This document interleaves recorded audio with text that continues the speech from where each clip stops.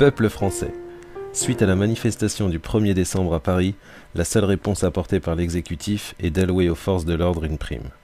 Pour nous faire entendre, il nous faut aujourd'hui nous organiser.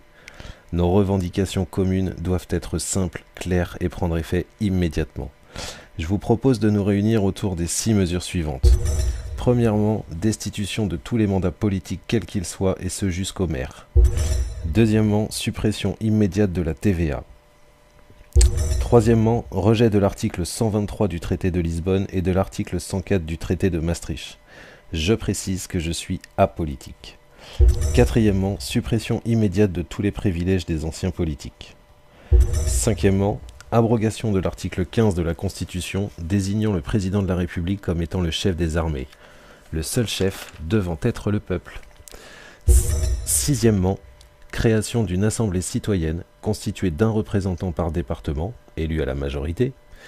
Pourront se présenter à cette élection uniquement des personnes majeures de nationalité française et n'ayant eu aucune responsabilité politique quelle qu'elle soit, y compris au sein d'un parti.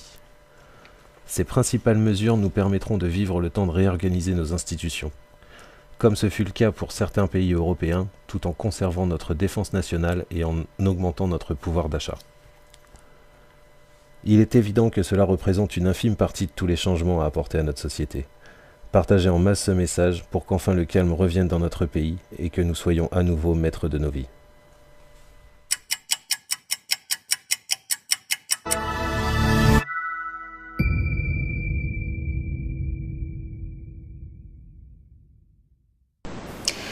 Alors, en ce moment, nous tous, Gilets jaunes, on a un gros problème qui se pose à nous, c'est celui des revendications. Aujourd'hui, le gouvernement essaye d'échanger avec des porte-paroles pour tout simplement négocier avec nous. Ce que je voulais dire, et qui pour moi et pour nous est très important, c'est qu'il n'y a rien à négocier en termes de mesures. Ce qui doit nous importer tous en tant que Gilets jaunes, c'est de reprendre le pouvoir. Et pour reprendre le pouvoir, il faut qu'on exige 4 choses, qui sont 4 référendums d'initiative citoyenne, dont on a beaucoup parlé ici pendant des années, mais là maintenant c'est l'heure de revenir dessus. Donc les référendums d'initiative citoyenne, ce sont, pour ceux qui ne connaissent pas, des référendums qui sont déclenchés à la demande du peuple. Il en existe 4 types qui nous intéressent ici. Le premier, c'est le référendum d'initiative citoyenne abrogatoire, qui permet au peuple d'abroger une loi, c'est-à-dire de faire annuler une loi.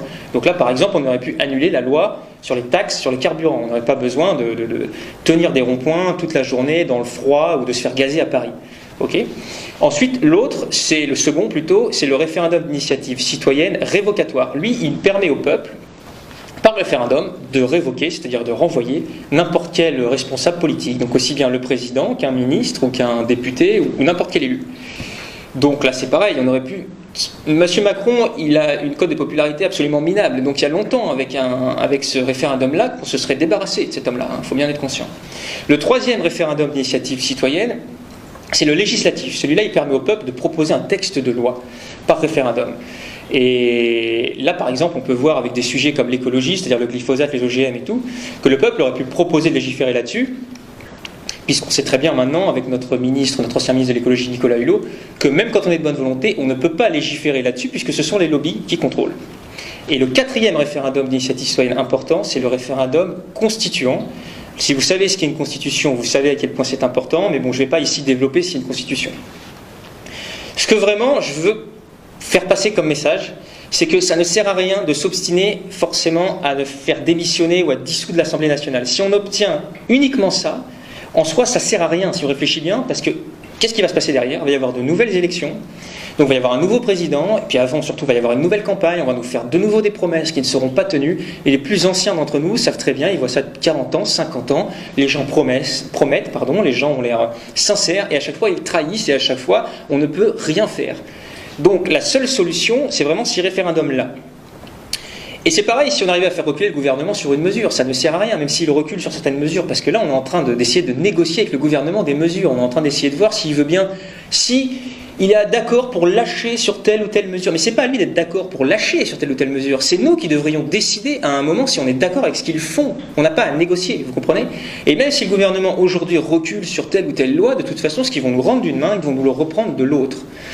Donc, il faut absolument aller au cœur du problème, ne pas réfléchir avec les logiciels du système, il faut réfléchir autrement et réfléchir avec ces référendums qui nous rendraient le pouvoir. Voilà, c'est le message pour nous très important qu'on voulait vous faire passer. Partagez au maximum, je vous en prie, et je vous remercie et je vous dis à bientôt.